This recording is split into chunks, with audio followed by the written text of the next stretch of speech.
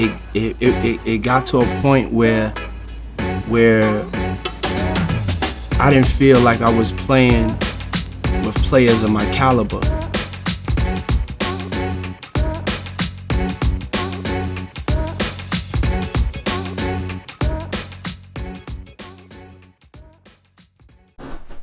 All right, welcome back, everybody, to another episode of Wednesday Night Playbook. I'm your host, Antoine Miller. Today, we're going to be going over the flex offense. The flex offense is good for teams that basically lack talent. If you have trouble creating your own shot, if you have trouble isolating, if you have trouble penetrating or dribbling the basketball, this is an offense I would highly recommend for coaches that have those issues. All right. NBA runs flex a lot. It's kind of complicated for younger kids, but if you can get it, I would strongly recommend that you try this. All right, because it confuses the defense. And it just takes away a lot of your liabilities. They don't take away all your weaknesses, but it takes away a lot of your liabilities. All right, so I'm gonna show y'all the structure of it, and I'm gonna show y'all how it works. Maybe you can implement it in your program, and let's get rocking and rolling. All right, so the general structure of the flex offense. All right, so you got a guy on the block. Let's just say you got the center on the block. All right, you got a guy elbow extended. Okay. Elbow extended. Two guys on the wings, not the corners, the wings. All right. Now you might look at this already and say, ideally, that don't look like great spacing, right? Especially the way everybody wants to space the floor in 2021, right? But when I show you the movements of it, you'll understand why. All right, you understand why. Yeah, ideally we would want this power forward and this small forward in this corner. And yeah, ideally we want this shooting guard and this point guard somewhere here on the wing area, just to space the floor as much as possible. All right, but for the sake of this offense, this is how the structure is. Okay. Another side note, real quick. If you do choose to teach this offense to your team, at a young age, they're going to get confused. It's going to happen. They're going to get confused, right? So just tell them anytime they get confused, run to one of these 5 spots. That's what I've always done, and it's always seemed to work. All right, run to one of these 5 spots, because these are the 5 spots of the offense. It don't matter who's where, but these are the 5 spots of the offense. All right. So the general structure of it. Let's say PG start with the ball. All right, PG start with the ball. All right. The ball has to be opposite whoever here, let's say for right now it's the center. The ball has to be opposite for the play to start, or for the offense to start. It has to be opposite. All right. So let's say the shooting guard came down with the ball. The offense can't start until he reverses it to the PG. It's very important. All right. So let's say the P reverses it to the PG. The PG has the ball, right? The center comes out, maybe take 1 or 2 steps out, and he sets this back screen for the PF, or for the player on the wing. All right, player on the wing, the first option, he comes off of this, hoping that they don't switch for a cut to the basket. PG looks at him to score. All right, that's the first option. Okay, you're hoping that they're not a switching team. Even if they do switch, I'll go over those counters in a bit. But even if they do switch, it's fine. All right, because you could get that PF in the post. All right, but this is the first option. This cut off of this screen from the center. Everybody got that? All right. So if the PF doesn't get the basketball, this is very important too. He doesn't, obviously it's a 3-second lane. He doesn't stay in the lane and just sit there. All right, he goes to the opposite block. All right, because you have to keep moving in this system. You have to keep moving in this system or it won't work. All right, you got to keep moving to one of the 5 spots, okay, or it won't work. So let's say the PF didn't get it right here. All right, now he's on his opposite block. All right, at the post. Now, the next thing that happens on this left side is it depends on what you want to do as a coach. It's a lot of different ways to get into this, and there's a couple of different ways to run it. I think everybody universally is solidified on the down screen, instead of the other options. A lot of people, when I was in college, we used to run it with a flare right here, but a lot of people run down screens because I think it's better to get easier baskets running it with the down screen. So that's what we're going to teach today. But you can run it a lot of different ways. It's up to you. But I think the best way is to run it with a down screen. So after the PF goes through, he doesn't get the basketball. He's at the opposite block. The next thing is the shooting guard comes down and here somewhere sets this down screen for the center. Okay, sets this down screen for the center. The center, he comes off this down screen, going to the elbow first. This is really important. All right, you don't want to just pop to the 3-point line. You want to go to the elbow first. All right, looking for the basketball, looking for that curl, for that shot at the elbow. If you don't get it, then you pop out to the 3-point line. All right, you pop out to the 3-point line. Now the shooting guard, depending on who he is right here, depending on who he is, again, very important. If he's a shooting guard that can post, if he's a big that if he's a big up here starting in this position, all right, you want to seal at the rim for a second, or you want to slip this at the rim for a second. All right, that's a little down the road. All right, but just for the sake of this, let's just keep it simple. All right, so now you got so the center is now up top. I hope you guys are following well. The center is now up top. All right, the shooting guard shows for a second and he has to get out. All right, because we need that space. There's only one guy on the block at a time. All right, it's only one guy on the block at a time, and the power forward is doing that. All right, so the shooting guard shows to try to get a quick bucket, or he gets out. All right, everybody understand that. All right, that's essentially what it is, the basic of it. All right, now the point guard has a ball. Let's say he didn't hit any of those options, right? Now he just reverses to the center, and now what? We're doing it on the opposite side. We're flipping it on the opposite side, the same actions that we ran. All right, like I said, this works well against switching teams. You know, if you got a mismatch with a person, this works well against non-switching teams because it can confuse you. If you really get good at it and you do this bam, bam, bam, bam, bam, bam, bam, this action can really confuse you. But that's the gist of it. All right, now it is a ton of options on this. It's a ton of options. All right, I just gave you the 1+1 recipe. Okay, but you can be driving while you're doing it. As long as you're in these spots, you're good. You can do a lot of things, and I'm gonna just show you a couple right here. The most after you don't move on until you learn what I just said. Until you learn these movements with your team, please do not move on to the next steps with your team. Please don't. All right, because it's only going to confuse them more. And if I'm talking to high school kids, not the NBA or anything like that, if I'm talking to high school or even college kids, you want them to be able to react instead of thinking on the court, right? If you move on, they're going to get the ball, or they're going to go to a spot and be like, they're going to take 2 seconds and then do what's next. You don't want that. You want them to be able to react. So I don't care if you really dedicated to this offense, I don't care how long it takes you. Learn those simple principles, what I just showed you, before you move on.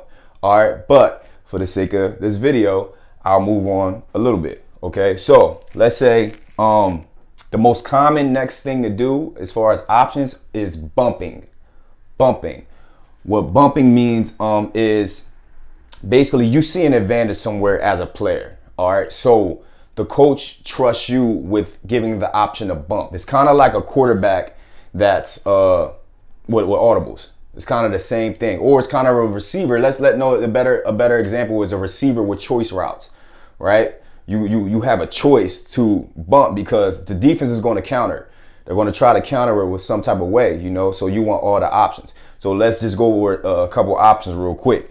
All right, so the first option, the obvious is, let's say this power forward either is a dominant post player or he has a weak link guarding him right now, right? Let's say the center or the PG has the basketball. He has a weak link guarding him, right? No, let's say the center has the ball. So the system tells you that the PF is supposed to come out here and set this screen for the small forward to come down to the block, right? But why would you do that if you got a mismatch, right? And let's say they're a switching team. Now you're giving them a better advantage to guard the PF. We don't want that. So let's say the center has the ball right now and the PF is supposed to come set this, and the shooting guard is come down. This is when right when you're about to set it, you yell bump. You yell bump. The center goes back where he was. The PF can bump him right over front of the rim. You look for the PF for the pass. All right, and you can do that as much as possible. Now, when let's say he didn't get it, and you flipped it to the you reversed it to the PG. You can do the same thing with the shooting guard. The PF is right here now. The PF is right here now. He's supposed to set this. You just bump him back. Keep bumping him back. Keep bumping him back until you can get him at a seal at the rim. All right, if you see a mismatch with that PF, all right, that's the most simple. That's the most simple second phase to it, but. All of the next phases to it are bumping. All of the next phases to it is some kind of bump, or you just playing out of it. When you get really good, you just play out of it.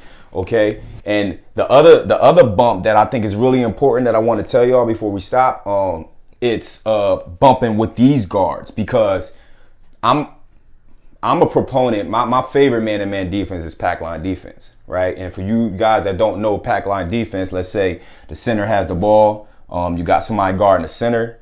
You have somebody sitting in the gap with the PG, right? So this is let's say this is the defense. In pack line defense, you don't hug your men on defense, right? You got somebody sitting in this gap. All right, 50-50 split. If the center has the ball, if you guarding this small forward, you sitting right here. If you guarding this power forward, you sitting in here somewhere. If you guarding this shooting guard, you sitting in a 50-50 split somewhere, right? Something like that, right? So if you see the movements of the pack line defense, it kind of messes up the flex, the general vanilla part of the flex, right? If you look at how it's structured, right? But it's counters in the flex as well, which is the bump, right? Which is the bump. So if the center has this basketball and the small forward is coming off, and you see these X's are already sitting in the lane, there's nowhere for the small forward to go. What would be the obvious choice for the small forward? To bump back out, right? To bump back out. So he would come in, he would bump back out, and the center would try to hit him over the head that way, right? And another thing is the flare. I don't see many coaches utilize the flare at all on any level. I don't see it. And for defenses like the pack line, and just in general, no defender or no defensive team is used to getting flare screen from the back. All right, for you guys that don't know what a flare is, just look it up. Just Google it. It's easy to find. But most teams aren't used to getting flare screen from the backside, right? Because your back is turned. You don't know where that's coming from. You got to get back to your man. Do you switch? It's a lot to deal with, you know? So let's say